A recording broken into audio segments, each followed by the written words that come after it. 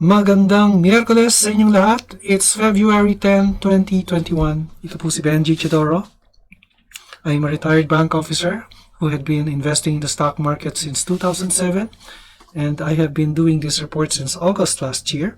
I review the most active stocks in the PSE using technical analysis, and I also share news on your favorite stocks because I believe these news items are catalysts in influencing stock prices.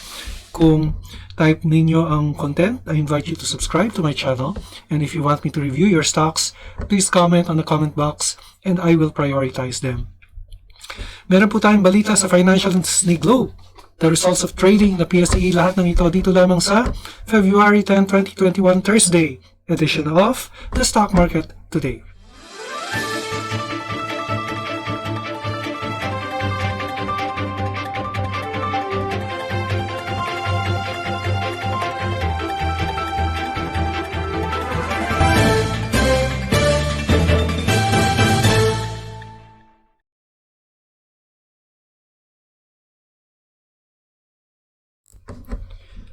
Okay, let me share with you the news item on Globe. Okay, ito yung highlights niya, no? The gross revenue is down by 2%, so 146.4 billion. The EBITDA, or earnings before income taxes, depreciation, and amortization, year on year, it's 74.8 billion, it's down 2%. And the normalized net income, this is net of income taxes, it's 20.4 billion, down 8%. That is the general performance. No? But if we'll take a look at this is the analyst briefing nga pala, yung tinitignan ko. No? Ang tingnan natin yung financial highlights. Okay, financial performance. Nasabi ko na to kanina, no? Yung down 2% yung gross revenues niya. From the full year 2020 compared to the full year 2019, it's 146 billion compared to 149 billion, so down 2%. So the net income, the bottom line, net of income tax, the core income, no? 19.523 compared to 22.451 billion, it's down 13%. As for the quarter, comparisons between quarter, the fourth quarter 2020 had a core net income, ito yung net of income tax, of 3.913 million compared to 4.530 billion. No, this is billion, ano? Or 14% lower than the previous quarter. So yung pinabasa ko lang yung bottom line, no? Pero yung net income niya without the mark-to-market gains and losses, it's down 16%. Okay, yung quarter-on-quarter without the mark-to-market losses, it's down 38%. So nagpataas niyan is the market gains. Most probably market gains to. So that's for Globe. Silipin natin muna si Globe, ano? Globe kasi moved up, ano? And it gained 38 points or 1.9%. And meron siyang dividends, ha? Meron siyang cash dividends of 27 pesos per share. Ang ex-date niya is February 19. And yung payment date niya is on March 11. So kung meron kayong Globe, meron tayong dividendo. Actually, kasama ako dyan dahil meron po akong Globe sa aking long-term investment portfolio. Medyo maliit lang, pero it helps pay the bills, you know? Okay. So compared to last year, tingnan natin last year, yung dividendo. Last time it gave a cash dividend of 31.33. That was November. No, it gave 31.33 na cash div. And then last August nagbigay din siya 24.83. And then last May it gave 24.83. So that's 25 plus 25.50 plus 30, 80 pesos per share ang binigay niya last year. Not bad, ha? For Globe. Ito kasi, namigay pa siya dito, 80 plus 27 ulit. So that's 107. Tama bang add ko? 107. 107 pesos last year. So kung meron po kayong Globe, it's a good company, no? And it's a dividend-paying company, one of the highest dividend-paying stocks in the index, no? Or in the PSE. Actually, last year, number 3 si Globe sa pagbibigay ng dividendo. So if you caught my video on yung January 3, 2021 video, number 3 si Globe sa pagbibigay ng dividendo last year. Okay, so let's take a look at the PSE index. So the PSE index, it gains, hindi naman malaki, no? Modest lang, 16.60 points or 0.23%. So nag-slow down siya a bit, ano? But the candlestick, our indicators are higher or are lower than the candlesticks indicating still a bullish to sideways movement, ano? So all our 3 indicators, the 20-day exponential, which is the orange line, the medium term, which is the 50-day exponential moving average, which is the blue line, and the black line is the exponential moving average 100 days, all under the candlesticks for the past 3 days. So bullish to sideways movement si PSEI. And yung movement niya, or the nearest resistance that it will test is 33. Ito sa 7,300 ang itetest na resistance ni PSE. 7,370. So if I talk of support and resistance, these are areas and not specific points. Pati yung RSI niya is at 53.92, meaning it is a bullish number. And an RSI between 50 and 70 is a bullish number, while an RSI of between 30 and 50 is a bearish indicator. Okay, as for the market summary, 130 companies advanced, 91 declined, while 44 remained unchanged. For the all-share index, it gained 0.26%, while the sectoral index, 2 sectors registered in the red, the financials and the industrials, while the holding companies, mining, properties, and services gained. Nagkaroon siya ng gain. This was led by the holding companies at 1.39%, followed by mining at 1.25%. As for the most active stocks, let's review the following. Dito, RHHI. This is the Robinsons Retail Holdings, APL, BDO, PHA, BSC, Ali. Then let's review SCEN, ABA, and CNVRG. If you have stocks in mind that you want me to review, please comment on the comment box and I will review it for you. Prioritize po natin yan. Okay, so let's start with dito. Okay. Okay, but before we go to dito, ano nga pala yung ex-dividend date ni Globe? Globe muna tayo. Tingnan lang natin yung ex-dividend date. Okay, ito yung Globe, ano? Yung ex-dividend date niya is February 19. And the payment date is March 11. Ang ibig sabihin po ng ex-dividend date is that yung ex-date means hindi ka nakasama sa dividendo kung bumili ka on February 19. Excluded ka na, ang ibig sabihin nun. Pero kung bumili ka before February 19, say, example, February 18, ngayon to February 18, pwede ka mapasama sa dividendo ni Globe, which will be given on March 11. Okay, so let's now take a look at dito.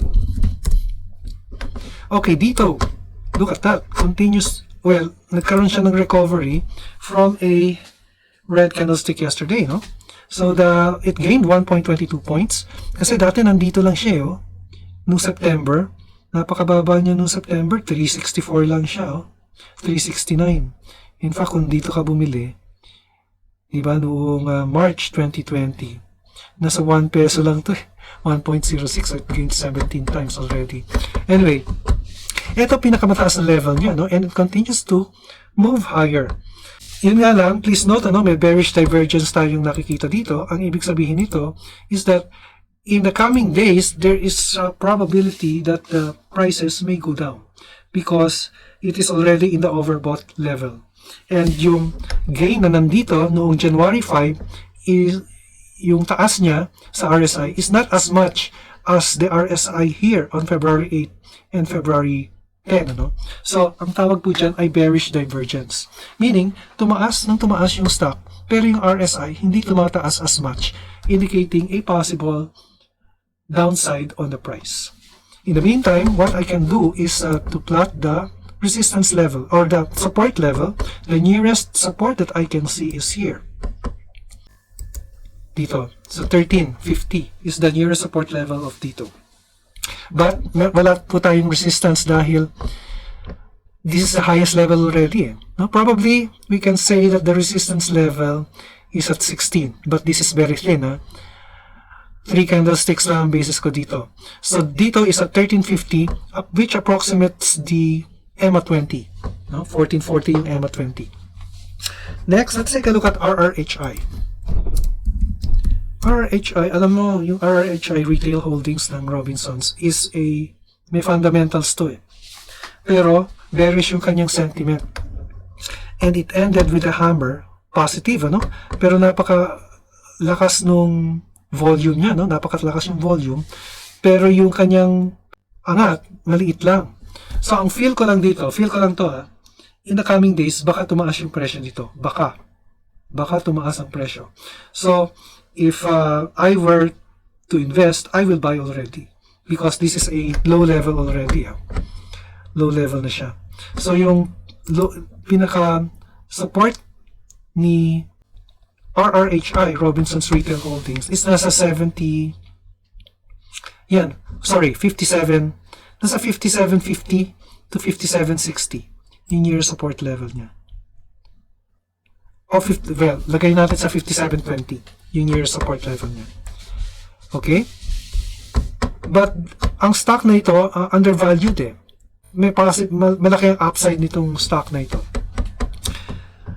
And I'm betting on this stock because meron akong holdings dito. And the stock naman is good Robinsons Retail, pero market sentiment is pulling it down. So, baka ito na yung chance natin na mag-gain from this, Okay, so that's for RRHI. Ngayon, pwede kayong maniwala sa akin, pwede rin hindi. You do your research, before you buy the stock. Pero ako, dinidisclose ko lang, meron akong stock dito. Meron akong holdings dito. And I have a target price of, hindi ko matandaan, 70 or 80 pesos yata.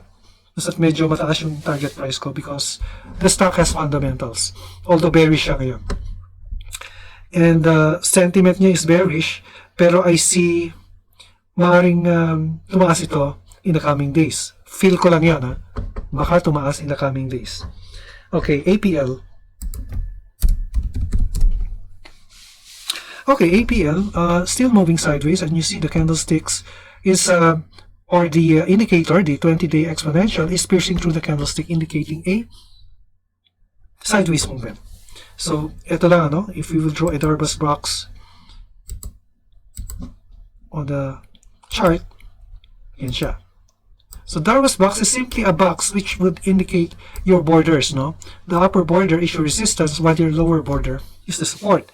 The upper border is at 25.19.25, while the lower border is at 17 to 18 centavos. So at the meantime, dyan lang siya naglalaro. But the RSI is at 52, indicating a somewhat bullish movement on the stock. Bullish to sideways ang movement nito. Then, let's take a look at BDO.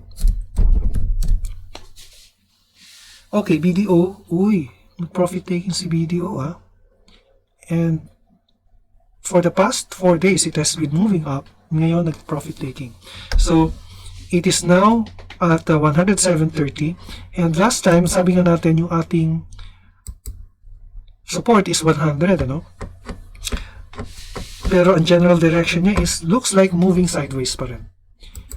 And 150 yung kanyang resistance. So, nag-profit taking lang siya.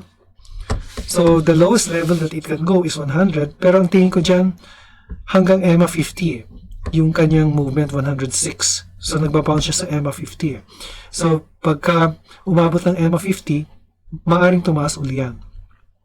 Yung next support level is 100. Or, it may touch the EMA 100 at 103. At bago mag-bounce. Okay, after BDO, PHA. Okay, PHA. Uy, PHA Umaakyat siya. And it continues to move higher. And it is already at the resistance level here. 330 yung resistance Pero umaabot na siya sa area na yan. So, tingnan natin yung historical. May historical ba to? Wala siyang historical. So this is the highest level already. Yun lang ang masasabi ko dyan. It continues to move higher and hindi pa overbought yung stock. It's at 68.19. And our indicators indicate a bullish movement. A trending stock. Let's see the DMI. DMI is at 35. So, ano siya? It's a movement, an upward movement, dahil yung directional movement index natin is telling you that the stock has an upward trend. Okay, then next, let's take a look at BSC. BSC sideways pa rin. Sideways pa rin siya.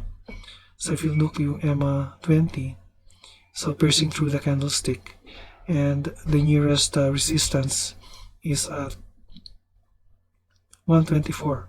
Or dito natin sa 130 yung nearest resistance. And yung nearest support, let's put it at EMA 20. EMA 20 is at 1.04. 1 peso and 4 centavos is the nearest resistance. The nearest support rather. Okay, then let's take a look at Ali. Okay, Ali, it's a short candlestick actually. It gained 20 points. Still moving sideways yung stock. So, it's a weak candlestick actually. It's a weak green candlestick. And it may test this resistance level here at 41.90. And the support, I will place it at pinakamalapit niya. I'll place it at the recent candlestick at 38.25 nearest support for Ali. General direction is bullish to sideways. Then ASCEN. Okay, ASCEN still also moving sideways, and for the past few days alternating green and red candlestick siya. And ngayon mahihina yung kanyang candlestick kahit green siya. Mahina yung kanyang, weak yung kanyang candlestick. So I would say it's still moving sideways. Yung RSI natin though is showing a bullish trend, at 62. Pero yung indicator natin is still under the candlestick. Bullish pa rin yung indicator but weak yung ating mga candlestick. So I would put the support level at EMA 20, that's 7.14, while the nearest resistance, I would place it here, 8.30. 8 pesos and 30 centavos is the nearest resistance. Then ABA. Okay, ABA. Tingin ko dito moving sideways, although the candlestick's formation is weak, very, very small. And our indicators are under the candlestick, including the RSI, is between, it's 62.97, indicating still bullish, a bullish trend. So ABA is just moving within this area. Short term lang to, short term box lang to, with a resistance of 143 and a support of 114. So ang direction niya is bullish to sideways movement. And then finally, let's take a look at Converge. Okay, Converge, profit taking siya. Nag-profit taking si Converge. Okay, it lost 4.91 points, and the RSI is at 65.69, meaning nag-drop siya from an overbought position. So, tingnan natin susunod, baka sign of reversal to. Pero right now, our candlestick, it's a solid red candlestick. Actually, it's an engulfing candlestick. And if we see another red candlestick in the coming days, then nagbago na yung kanyang trend. In the meantime, I would place the support level of Converge at 16 pesos and 60 centavos, which is our EMA 20. Yan po ang ating stock market report today, Wednesday, February 10, 2021. Ito po si Benji Chadoro, nagpapaalala, mag-iingat po sa scam. If it is too good to be true, it's not true. An investment in knowledge pays the best interest. See you again in our next episode. Maraming salamat sa inyong pagsubaybay.